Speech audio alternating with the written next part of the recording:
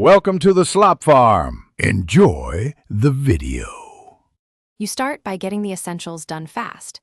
Install the latest Komplete Kontrol and drivers, plug your keyboard into USB, and enable MIDI in your DAW.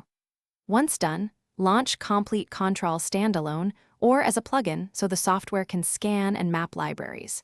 You do this because a clean scan links tags and presets to smart browsing. Make sure to rescan if a library is missing. This sets the foundation so browsing and sound selection work instantly. You now use the smart browser to find sounds by tag, filter, or star rating. This narrows choices quickly.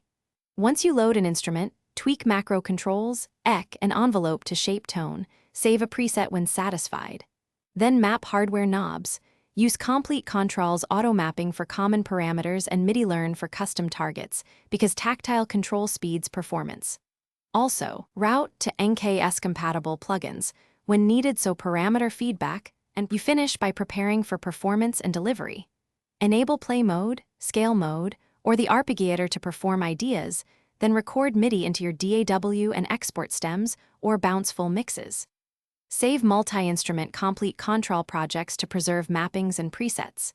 If things go wrong, audio dropouts or missing sound, first check audio buffer size, USB power or cable, and close conflicting plugins. Then rescan the library and relaunch Komplete Kontrol. That one troubleshooting step fixes most issues.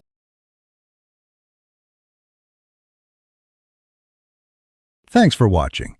Consider subscribing if we helped you today.